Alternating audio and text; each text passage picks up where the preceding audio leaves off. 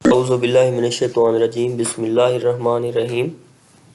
Dear students, इस lecture में हमने करेक्टरिस्टिक्स ऑफ गुड सॉफ्टवेयर इस टॉपिक को डिस्कस करना है।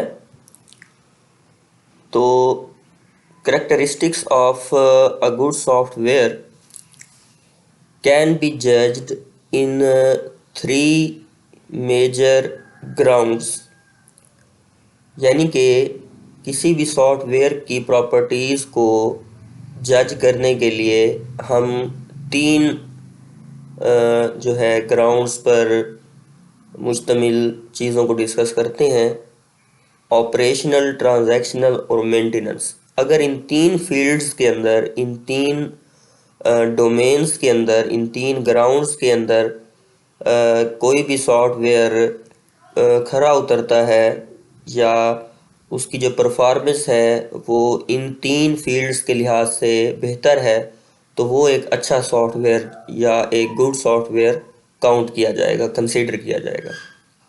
और एक well engineered and crafted software is expected to have the following characteristics, यानी कि तीन मेजर करेक्टरिस्टिक्स अगर उसमें पाए जा रहे हैं ऑपरेशनल लिहाज से, ट्रांजैक्शनल लिहाज से और मेंटेनेंस के लिहाज से, तो वो एक गुड सॉफ्टवेयर जो है वो कंसीडर किया जाएगा।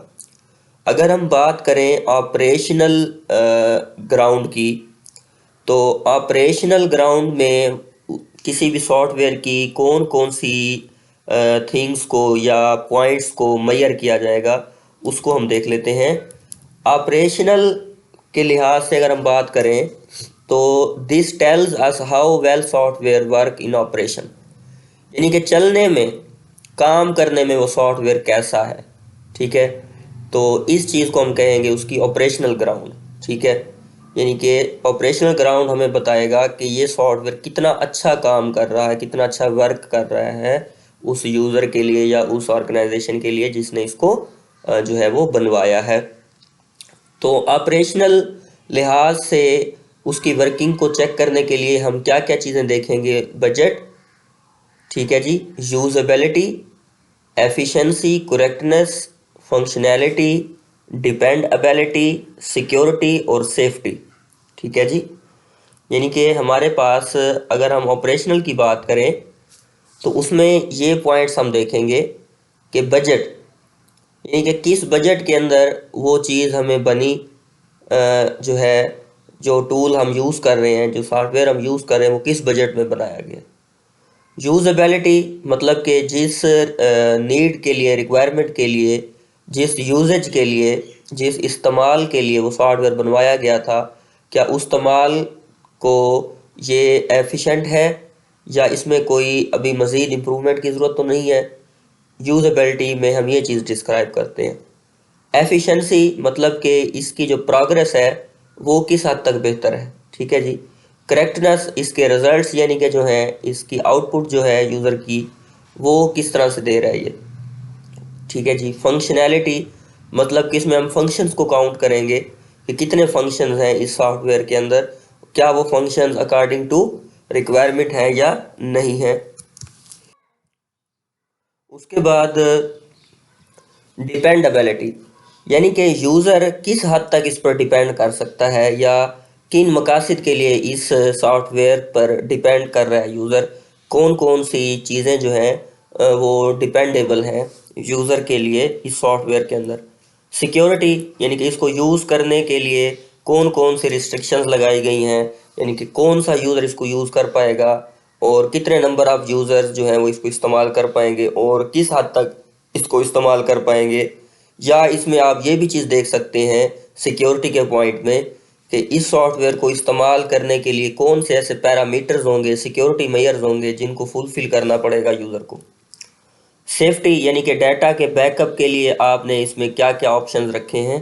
तो ये तमाम चीज़ें जो हैं ऑपरेशनल ग्राउंड के अंदर डिस्कस की जाती हैं। अगर इन पॉइंट्स में जो है वो सॉफ्टवेयर काफ़ी हद तक बेहतरी ज़ाहिर कर रहा है तो वो एक अच्छा सॉफ्टवेयर हो सकता है। इसके बाद हम बात करते हैं ट्रांजैक्शनल ग्राउंड की। तो ट्रांजैक्शनल ग्राउंड एक ऐसा एक्सपेक्ट है, एक ऐसा पहलू है जिसमें हम मेजरली चार चीज़ों को मेजर करते हैं। उसमें सबसे पहले है पोर्टेबिलिटी, यानी कि इस सॉफ्टवेयर को हम इजीली एक सिस्टम से दूसरे सिस्टम पर किस तरह से शिफ्ट कर सकते हैं, मूव कर सकते हैं।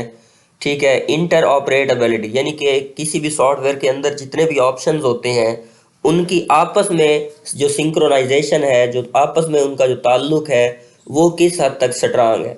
ठीक है जी। इसके बाद है रीयूजेबिलिटी, यानी कि अगर इस सॉफ्टवेयर को हम अपग्रेड करवाते हैं तो इसमें कौन कौन सी चीज़ें दोबारा हम यूज़ कर पाएंगे। ठीक है जी, उसको हम रीयूजेबिलिटी कहेंगे। अडॉप्टेबिलिटी, यानी कि कौन कौन सी चीज़ें यूज़र अडॉप्ट कर सकता है इस सॉफ्टवेयर को यूज़ करते हुए। ठीक है। तो ये चार चीज़ें हमारी आ जाती हैं ट्रांजैक्शनल एस्पेक्ट के अंदर। पोर्टेबिलिटी में मैंने आपको पढ़ाया कि किस तरह से हम एक सॉफ्टवेयर को एक सिस्टम से दूसरे सिस्टम पे जो है वो शिफ्ट करते हैं with database, with server. Interoperability mean कि एक सॉफ्टवेयर है उसमें जो है काफ़ी सारे मेजर ऑप्शंस हैं, तो उन ऑप्शंस का आपस में किस तरह से सिंक्रोनाइजेशन हो रहा है। मतलब कि अगर एक सॉफ्टवेयर है, लेट्स से कि एक यूनिवर्सिटी की पोर्टल है, उस पर 4 अकाउंट है, एक एडमिनिस्ट्रेशन का है, एक हेड ऑफ डिपार्टमेंट का है, एक टीचर का है और एक स्टूडेंट का है। तो ये चारों जो इसके ऑप्शंस होंगे, चारों जो इसके लॉगिन्स होंगे, उनका आपस में रिकॉर्ड किस तरह से जो है वो सिंक्रोनाइज हो रहा है। मतलब कि अगर एक टीचर ने एक रिजल्ट अपलोड किया तो वो किस तरह से जाके शो होगा स्टूडेंट को, और किस तरह से जाके शो होगा हेड ऑफ डिपार्टमेंट को और एडमिनिस्ट्रेशन को। तो इसको हम कहते हैं इंटर ऑपरेटेबिलिटी। एक सॉफ्टवेयर के अंदर जितने भी ऑप्शंस हैं उनकी आपस में किस तरह से सिंक्रोनाइजेशन है, किस तरह से उनका ताल्लुक है, किस तरह से उनका राब्ता है। रीयूजेबिलिटी के अंदर हम बात करते हैं किसी भी सॉफ्टवेयर के वो हिस्से जिनको दोबारा से यूज़ किया जा सकता है नेक्स्ट वर्जन के अंदर। ठीक है। कौन कौन से ऐसे ऑप्शंस हैं जिनको हम बार बार यूज़ कर सकते हैं डिफरेंट वर्जन्स के अंदर। और अडॉप्टेबिलिटी के अंदर मतलब कि जब हम किसी भी सॉफ्टवेयर की कुछ चीज़ों को अडॉप्ट करते हैं फर्दर किसी और ऑर्गेनाइजेशन के लिए या किसी फर्दर अपग्रेड वर्जन के लिए। ठीक है जी। ये चार चीज़ें आ जाएंगी ट्रांजैक्शनल ग्राउंड के अंदर, ट्रांजैक्शनल एस्पेक्ट के अंदर। तो ये चार चीज़ें अगर जो है ट्रांजैक्शनल ग्राउंड में अगर आप देख रहे हैं किसी सॉफ्टवेयर के अंदर और ये चीज़ें किसी हद तक पाई जा रही हैं तो वो एक गुड सॉफ्टवेयर हो सकता है। फिर इसी तरह से बात की जाएगी मेंटेनेंस की।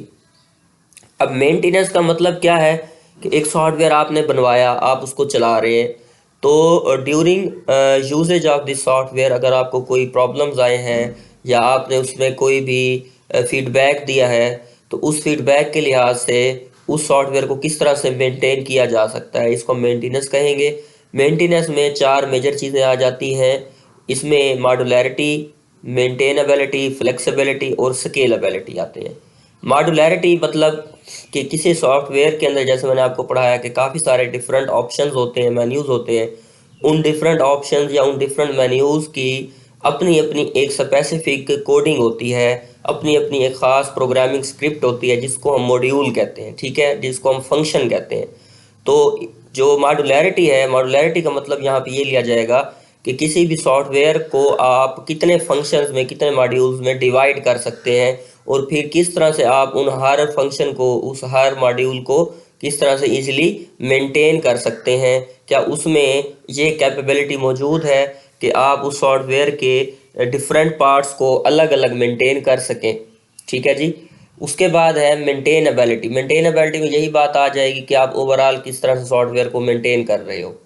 फ्लेक्सिबिलिटी यानी कि अगर कोई नई चीज़, कोई नया ऑप्शन आप अपने सॉफ्टवेयर के अंदर जो है शामिल करना चाह रहे हैं तो उसका जो है क्या ऑप्शन मौजूद है, क्या उसमें नई डेटाबेस या उसकी अपग्रेडेशन या कोई उस पर नई कोडिंग, कोई नया ऑप्शन जो है वो डाला जा सकता है, सॉफ्टवेयर में ऐड किया जा सकता है या नहीं किया जा सकता। तो इस पहलू को हम कहते हैं फ्लेक्सिबिलिटी। ठीक है जी, लचक।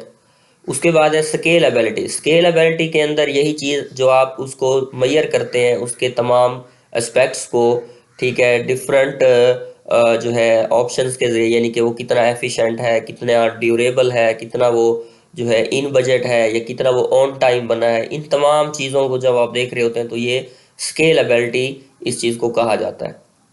तो in short, software engineering is a branch of computer science which uses well-defined engineering concepts that are required to produce the efficient, durable and scalable as well as in budget and on